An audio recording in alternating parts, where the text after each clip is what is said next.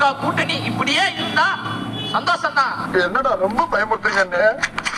நீங்க எத்தனை 10 பேர்ல 15 கூட்டணியோடு வந்தாலும் தமிழ்நாட்டு மக்கள் முடிவு செய்து விட்டால் மிகப்பெரிய ஒரு தோல்வியை கொடுப்பாங்க. 2011 உங்களுக்கு ஒரு பாடம். ஆலமரம் அரசமரம்ன்றீங்க, உங்களை 3வது இடத்துக்கு தள்ளிட்டாங்க தமிழ்நாட்டு மக்கள்.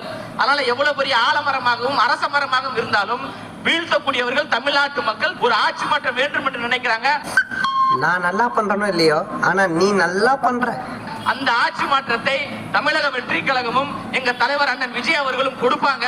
பிப்ரவரிக்கு பிறகு மிக பிரம்மாண்ட ஒரு கூட்டணி தமிழ்நாட்டில் உருவாகும். எனவே உங்க பாடி ஸ்ட்ரென்த் கம்மி, இப்ப டியூஷன் ஸ்ட்ரென்த் கம்மி ஆகிட்டே போகுது. இப்படியே போனாக்க நம்ம ஃபேமிலி எப்படி மெயின்டைன் பண்றது? மீண்டும் சொல்கிறேன், அரசியல் களம் என்பது தாவேகாவிற்கும் திமுகவுக்கும் இடையேயான ஒரு போட்டி தான். அதில் தாவேகா வெல்லும் வெல்லும் வெல்லும்.